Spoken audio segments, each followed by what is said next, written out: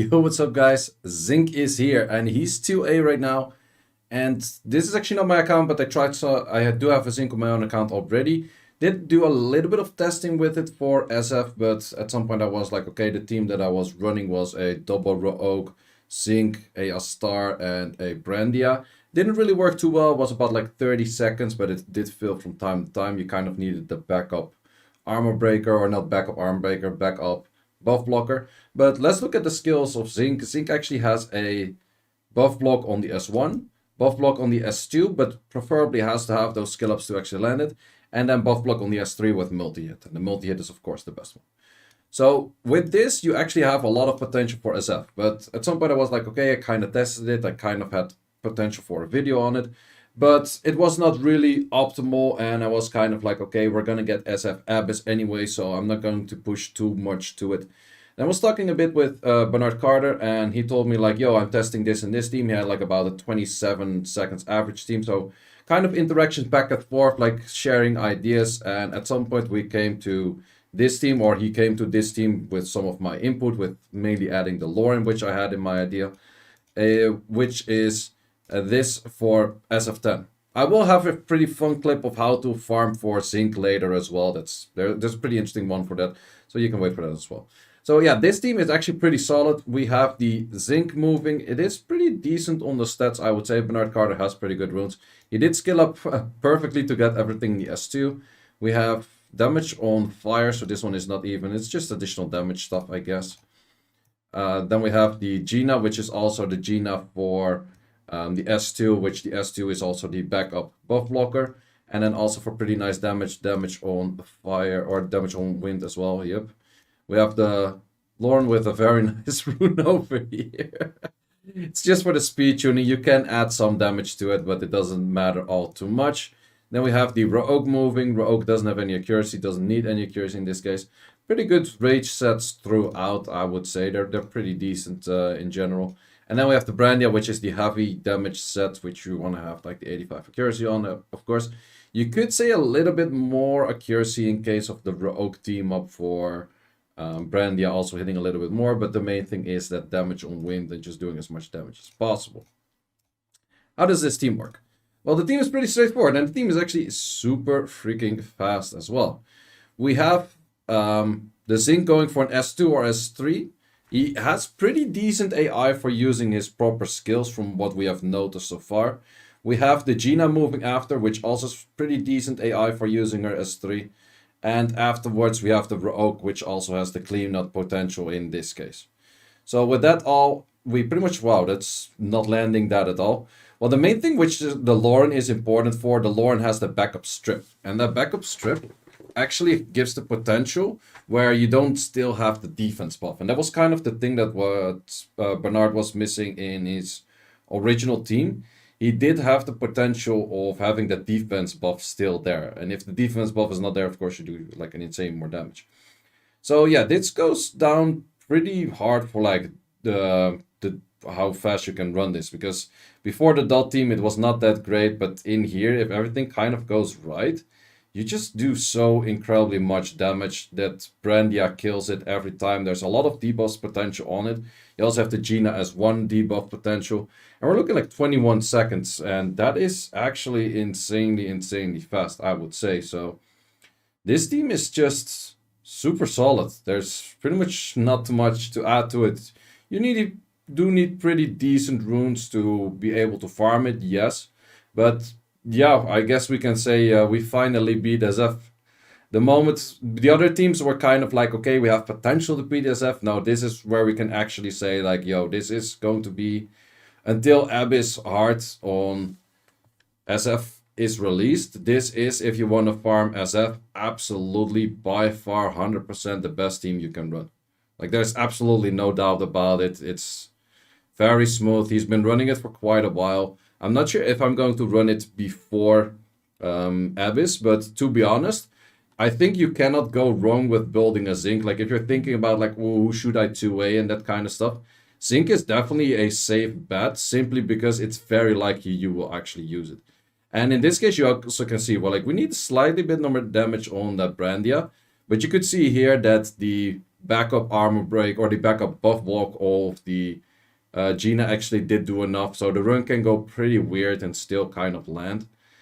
If the whole team would say like, okay, I'm not gonna land anything of buff blocks, yeah, you would have a fill. That's definitely the case. But then again, your Giants team also fills from time to time. But as I was saying, you're definitely going to be using Zinc for the SF Abyss Heart. I pretty much do not see a world where he's not going to be used. I would say that Gina might not be used there because it's most likely that you cannot dot the boss once again. But I wouldn't be too surprised at the moment that we find like an actual speed team that it would look something like this. Big question is, however, what kind of extra mechanic would they add to the boss where it becomes harder? Would there be, or would it just simply be can't dot it and that's already difficult enough, which I would classify actually as kind of true as well. So there's a few things to it, like how much more difficult is the is it going to be in general? Like it could get quite a bunch more difficult if they start adding other stuff to it. It could also be that you need like still a form of immunity in there. But I would definitely say that Zinc is most likely going to be in there as well. Okay, so this is where we have a pretty bad run. The thing is, because of the Lauren, we still have a lot of chances to still get turns on, get skills in. It's just going to be a lot more wonky and pretty bad. But as you can see, it's definitely not looking too great. And it's looking pretty grim, but I think we still have potential. If that Brandia gets a turn right now, I think it still should be good. Like, even without the turn of Brandia, it still would be good. So yeah, there's quite a bunch of fail safes to it with the Lauren pushbacks, still having potential of Zinc armor breaking or buff blocking in like a later moment. I think this is just straight up a very solid team and probably the best team out there, or well, not even probably. I'm pretty sure the best team out there.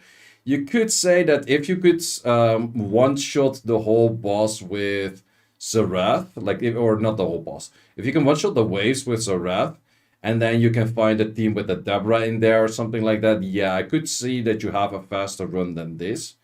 But then again, you're still looking into the issues of like, okay, do you land enough buff blocks? How do you actually have enough everything? So 2-turn stun, that's not looking too great. Let's see if we can still clear it.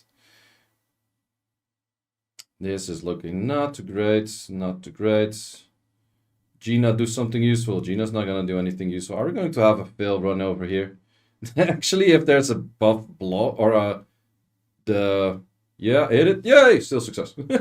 If there's defense buff and there's a shield, Touch of Mercy is not going to do anything. So, yeah, it could go slightly wonky here and there, but in the end, it's SF, man. It's the most annoying dungeon there is in the game, more or less. So, it's not really going to get any better than this. So, we're just going to let the run of 10 go through. I think it's 2 more in there. It's not too many.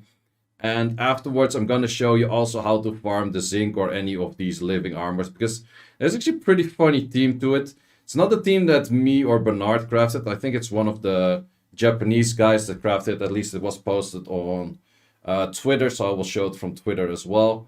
Bernard actually used that theme. I checked his team, what he used. He actually used that theme as well. I guess it's one of the faster teams to clear it in general, but it is pretty... I think it's pretty solid in general. Plus, the fun thing is it's using something that if you have been using my Giants team, or the Giants team, like the Teshar Giants team, then you probably have all of the units already set. You just need a Jilton. And with that, you probably already feel like, okay, what way is that going? And I probably kind of know what way we're going with that one already. And yes, we're going with that way. The Teshar Kona, you can actually use it to farm your living armors to 2-way, which is pretty chill. It's actually a lot more chill than the Frankenstein. Frankenstein stage is a little bit more annoying. Like, he has the counters and the taunts and that kind of stuff, but still pretty doable. So this would be the last run, if I'm not mistaken. Let's see how this one goes. Okay, pretty good. Dots, more everything, more debuffs, and touch.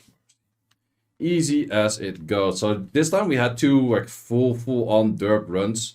Bernard showed me an average of 22 seconds, which actually did showcase if everything goes completely right. And yeah, if things go kind of bad here and there, you have like a lot less. But still, it's pretty darn good. So let's see, these are all useless. This I'll just skip for the sake of it. It's pretty low roll. But yeah, in the end, this can go down to, because most of the runs that we had, it was just 2 runs that really got messed up with like 52 and 56, but most of the runs were like 21 or 27. And if you do slightly bit more damage on the brandia, you're actually looking more towards the 21 than the 27, because 27 and 28 were actually just slowly like having a little bit too little damage. So for the Garrison one, or no wait, Calderon one, this team, yes, it's actually this. It's the Tesha, the Konomiya, a Jolton that's in tuned to move in front, and then the Zinc all the way at the end. That's kind of the team for that. So I'm not going to run it for him because I don't want to waste any of his dimensional energy, but I can show the run, however, in this. So in here we can show the run. It's posted by this guy, not really sure how to pronounce it, but yeah, the team is pretty cool actually, because it works on the same idea. I think you could get a massive run if you miss a buff block, or not a buff block. Why do you keep messing up buff block and armor break together? But yeah, this is just insanely fast, like 20 seconds for that. He was averaging 34, so I guess he had a bunch of failed runs in there. And he's showing the runes over here, but runes I don't, well... Wait, is this one of those runs where it fails? Let's see. Do we get like a failed... Okay, this is kind of a failed run. No, it's actually not a failed run at all. He just didn't kill everything, but that's totally fine. Okay, no armor breaking here, so this will be the bad run. Do you actually fail on this fully? You do have Jolton as a tank though, which actually does help out quite some as well. Because you have the Konomiya for healing, and then the Jolton very tank and that kind of stuff. I guess this still works well. I didn't even notice this second part, so... Yeah, if your team is strong enough, I think you need a Tesha with slightly bit of other stuff as well. But yeah, the silver's just killing itself. So then you have a pretty slow run. But it's still safe enough. Wow, that's actually insane. Love that team. So yeah, definitely if you want to build something to farm the Zinc, you could have a look at this team, because that's actually pretty 5-head crafted. Because in this dungeon, you have to have every single element. So we have an attack unit, we have a support unit, we have a defense unit, and we have an HP unit. So therefore you can't say like, oh, I'm going to put Prillia on this slot, because I think Prillia is probably an attacker as well. So yeah, pretty solid team. Wow. So yeah, 2 solid teams in 1 video. Guys, thanks a lot for watching. Hope you enjoyed. And see you in the next one. And of course, we're going to make a video the moment that Abyss of the SF is released. I will probably actually farm a little bit more artifacts on this, because it is incredibly fast and it's very consistent. And I'm not too sure if Abyss on SF is going to be easy. I feel like that's going to be the hardest dungeon in the game once again. So guys, thanks a lot for watching, and see you in the next one.